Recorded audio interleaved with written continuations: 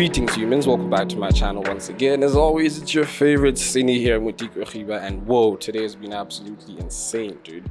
I had to go to school. We had a rehearsal for our upcoming film that we're being assessed on for first term. And while that was happening, I also had to run quickly to the store and get a few things. Now here's the crazy thing that I realized, right? Take a lot is like your biggest op, right? And I mean this both in a good way and a bad way. Good way is I got a dope ass coupon from Take-A-Lot, 200 Rand off of my offer. That was really cool. So I got some skincare stuff and a microwave.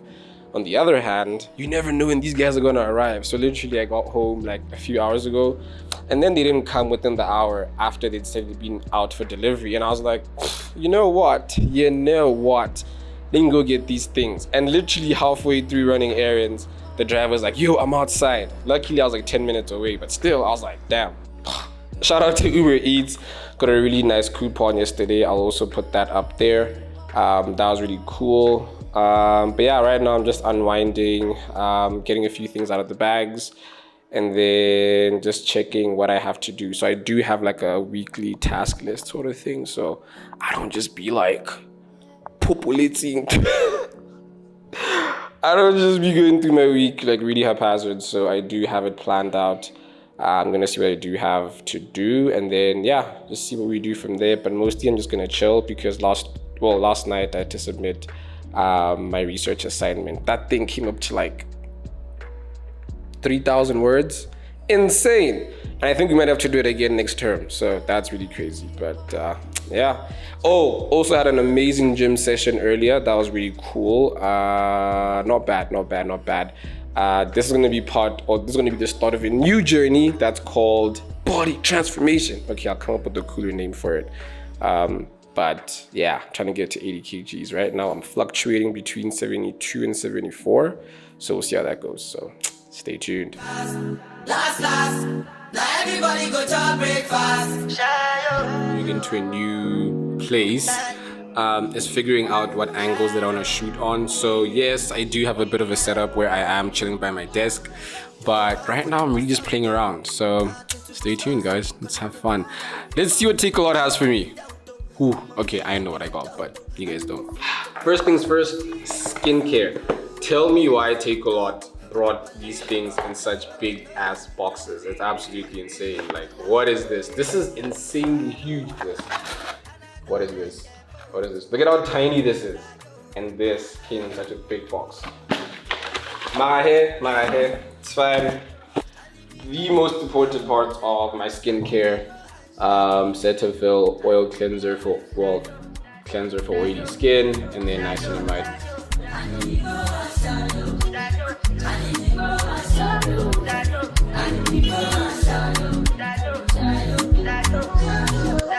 I did what I got when them kills over my. I did try to buy moto, Toyota Corolla. My feelings been they swing like Django Lover. Now you crash your Ferrari for like Ibona. Now so much you remain with that pain all over. My feelings today swing like Django Lover. Feelings today swing like Timbani at you. I'm a white dog in Fenisu. Why you say I did nothing for you? And if I do anything you want me to do, Timbani at you. This week has been really all over the place. Things have been very hectic and kind of busy because we had to start shooting our film for the term, which I'd say went pretty well. I'll put a couple of clips of how that went there. So I think that's part of like our continuous assessment at AFDA, right?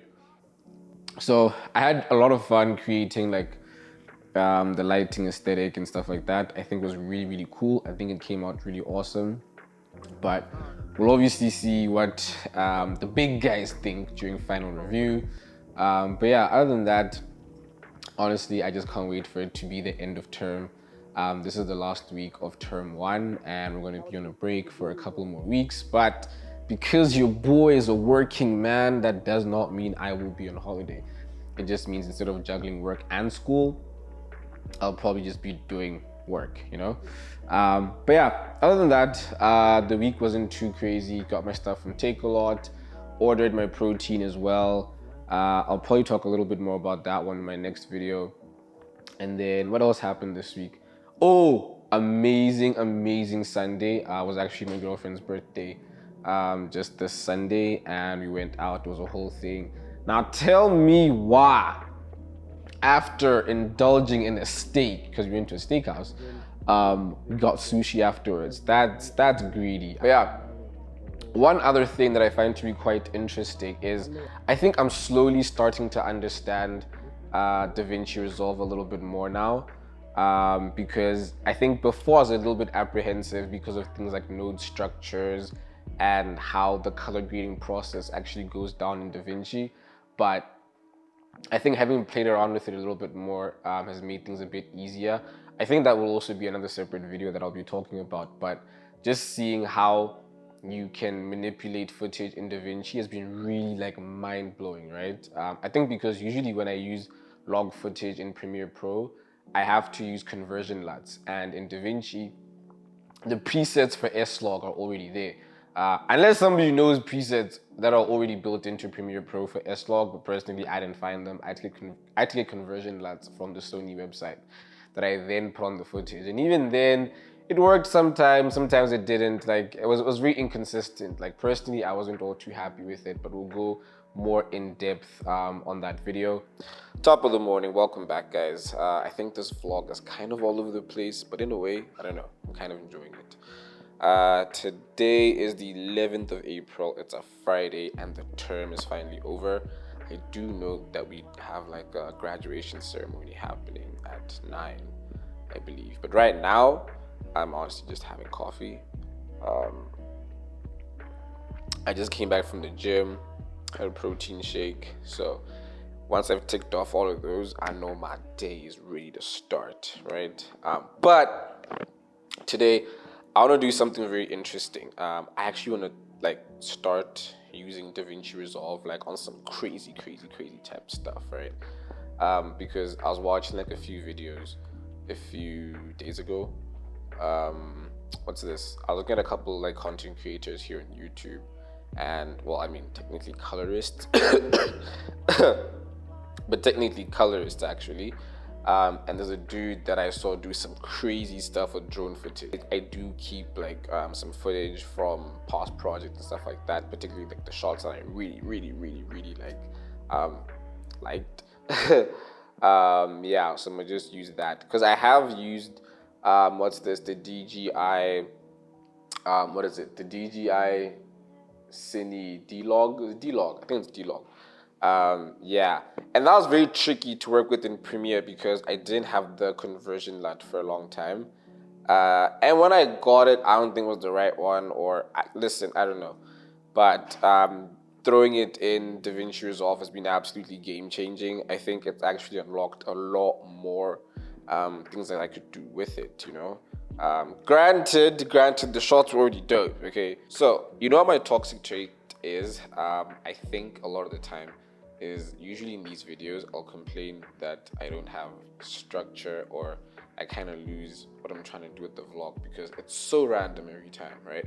But there's certain things that I do want to talk about, and then I'll be like, nah, I'll talk about it in the next video. But I'm not doing that this time. This time we're going to talk about it now as I get my workspace ready, right? So one would ask, why am I doing color grading? Or why am I back in film school? Oh my god. So I think to answer the color grading part, which I personally think answers the second part too. So basically the reason I'm back in film school is because I wanted to learn color grading, but like at like a really deep level, you know. I haven't left cine, like what, still cine through and through to the bone, right? But I think as a cine, it's slightly doper or nicer when you can color grade or have like a broader understanding of color science, right? So as far as shooting on set, cool, that I get.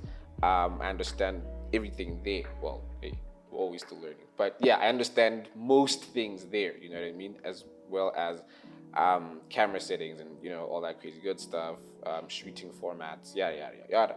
So that's one thing, right? But I think particularly when you are a cine I'll say starting out, right?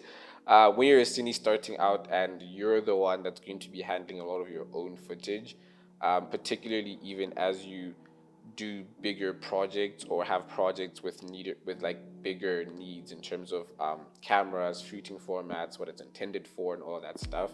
I think it's very good to have that as a skill in your arsenal, color grading that is. Now, I don't know how necessarily far I want to go with it, but I think I just want to be at an industry standard colorist level, for both, I suppose, work purposes as well, in terms of, being on and offset. That's pretty cool.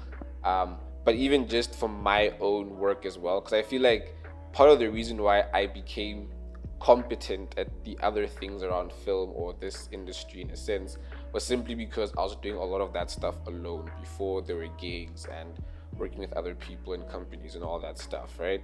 So you find that I had to be competent at sound or a little bit of sound design or just playing with sound creatively, you know what I mean? Because I couldn't get a sound designer, and for a while I didn't know any sound designers or other people that were interested in sound, as far as film was concerned, other than, of course, we all have friends that are producers. So I had to be good at that, okay at it, right? And then with writing, I mean, I really did like writing, but more poetry and like journal and stuff like that. But then I had to like start trying to write for screen or films and montages, because in as much as I'm a cine, the only way that I really get to showcase that is to have a narrative driven thing that I shoot for, or at least have my visuals be guided by some sort of narrative in some way, I feel. So I had to be pretty good at that as well. And I think color grading naturally just it was its time, I'll say, because I think as I started moving into log, it just made more sense, because I think generally I'm a very pragmatic person about a lot of things in production, particularly the picture.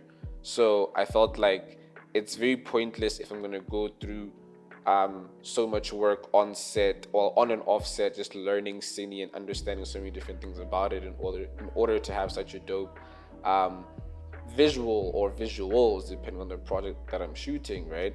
And then kind of not have the same strength, I'll say, in post, especially if I'm going to be editing my own footage. Maybe if it was going to a colorist, then cool, they just tell me, yo, we're recording this color space, this format, yada, yada, yada. And yeah, but anyway, that's why back in film school, that's why I'm doing color grading. That was a bit of a tangent, I know. But yeah, and I'm finding it very interesting because also I feel as though I'm grasping DaVinci Resolve a lot faster than I thought I would, considering that this is probably my 10th time opening it or using it. But yeah, I'm having a lot of fun with it. I think I'm gonna have a lot more fun with it. I think I am a little bit intimidated by node structures because these pros do some crazy things. But also I feel like as I get into it a little bit deeper, it'll make more sense, because I think that's how Cine looked at one point, and you see these gimbals, sliders, drones, this, that, and the third, and then you get into it after a while, and it's really not that daunting anymore. There was just so much you didn't know that it all just seemed bigger and bigger and bigger. But yeah, so anyway, let's get started with this, and yeah, stick along for the ride. A few of the adjustments that I made was just sort of color grading it to give me a lot more contrast in terms of the colors and the overall picture. So typically to check contrast, you'd go to your scopes and go to your parade. And as you can see here, there's quite a wide band between my highlights and lowlights, or at least my highlights and shadows. So we have that there. And then here I decided to focus on a teal and orange contrast, super textbook, super, everybody knows it. That's like the go-to thing when you look at like colors on opposite ends of the spectrum, or nice color contrasts, right? So what I simply did was according to my lesson, I'll link the person that I'm learning a lot of this stuff from. His YouTube channel is Danny Gang. I hope I pronounced that right. Sorry guys. But yeah, so first things first, I went into let me just disable these nodes. So first things first, I went into my highlights, switched my qualifier on, put it on luminance, and just looked at which part of my highlights would be affected. And then I turned them all the way down. So they're about that bright, and I turned it all the way down there.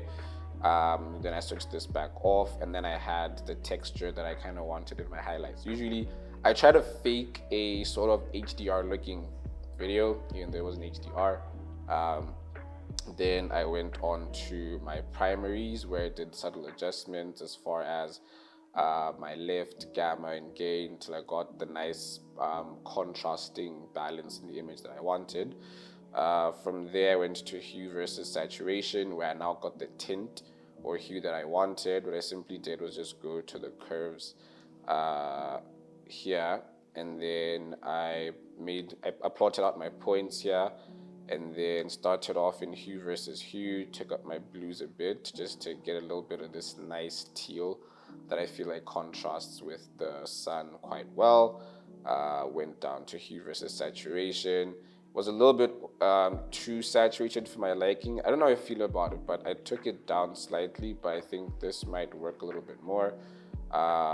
Then I went to my hue versus luminance, brought it all the way down just so that we get like a really nice contrast. I don't know if you can see that difference there.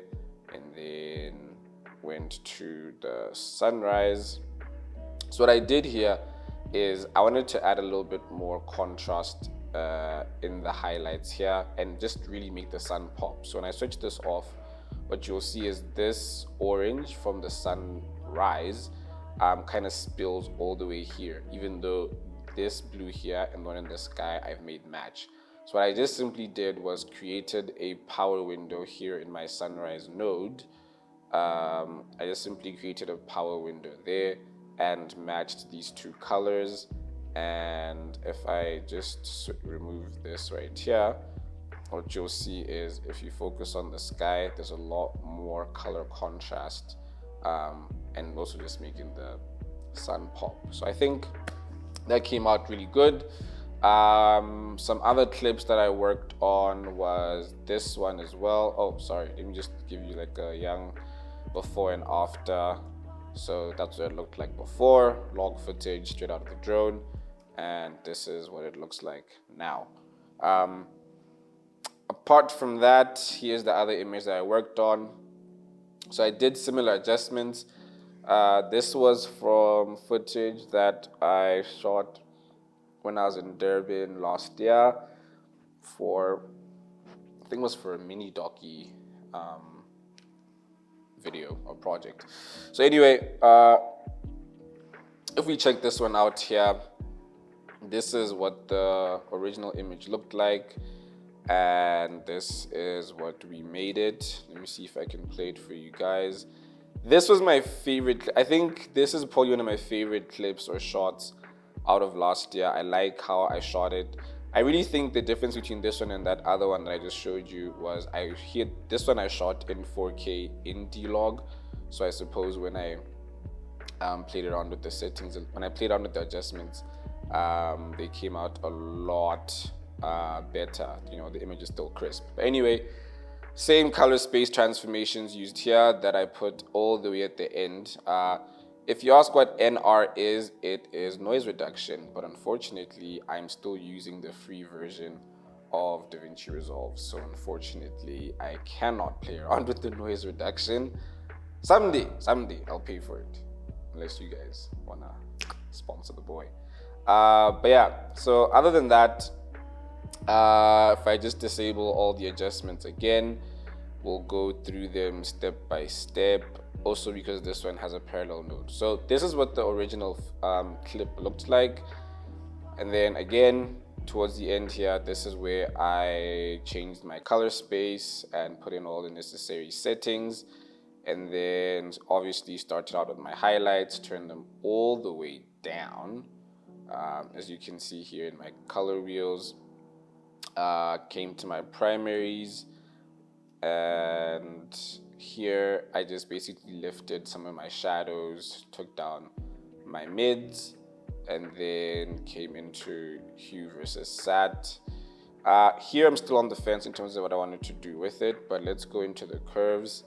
As far as hue versus saturation, I kind of wanted to increase the orangeness of the sun over there in the horizon, and I don't know, try to get the clouds a little bit more blue, but I couldn't really get this part, so I'll show you what I did.